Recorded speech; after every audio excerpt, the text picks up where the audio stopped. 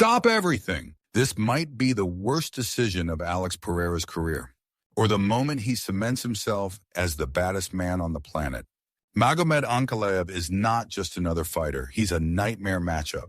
Is Pereira making a massive mistake? Or is Ankalaev about to suffer the most brutal knockout of his life? This fight is striker versus wrestler at the highest level. Pereira is one of the deadliest knockout artists in combat sports history. But Ankalaev, he's got a skill set that could turn this fight into a one-sided domination. The UFC is rolling the dice with this one. Pereira's star power is undeniable, but Ankalaev is no hype job. Let's break it down. Strengths, weaknesses, and exactly how this fight plays out.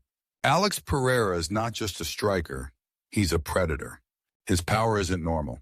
This is a guy who slept Israel Adesanya, destroyed Sean Strickland in one round, and just bulldozed Jiri Prochazka. He doesn't need 5 rounds. He doesn't even need 5 minutes. One clean shot, it's over. But here's the problem. Can he land that shot? Ankalaev isn't a reckless brawler like Jiri or Strickland. He doesn't walk into punches. If Pereira wants to win, he needs to force Ankalaev to make a mistake. Pereira's game plan is simple. Use feints to make Ankalaev second-guess shooting takedowns. Target the legs early to weaken Ankalaev's movement.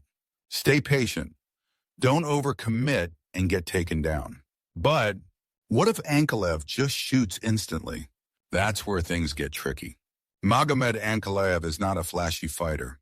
That's what makes him dangerous. He doesn't take unnecessary risks, he doesn't brawl, and he fights with pure discipline. His wrestling is levels above Pereira's, and the biggest nightmare for Alex? Ankalaev doesn't just shoot once, he chains his takedowns together.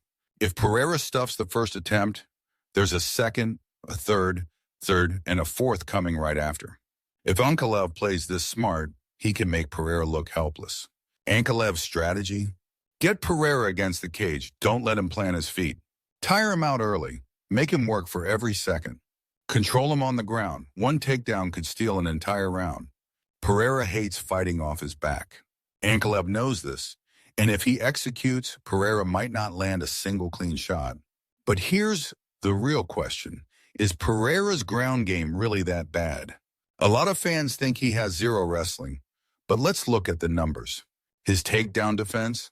74%, better than most strikers. Ankalaev's takedown accuracy?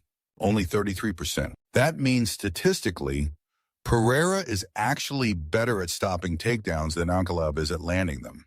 But stats don't fight. This is where technique matters.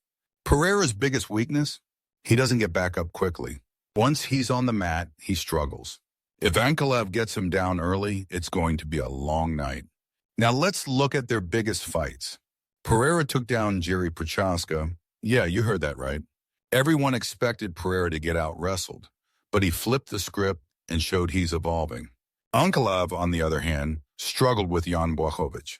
That fight was a draw, and Jan did serious damage with leg kicks. Guess what Pereira specializes in? Devastating leg kicks. If Pereira targets those legs early, Ankalaev might lose his ability to wrestle. So how does this fight actually play out? Scenario 1, Pereira lands a nuke early. Ankalaev goes to sleep, and Pereira proves he can KO anyone, anywhere. Scenario 2, Ankalaev plays it safe, wrestles, and wins a boring decision. It won't be fun to watch, but it'll get the job done. Scenario 3, Pereira survives the wrestling, starts stuffing takedowns, and forces Ankalaev to strike.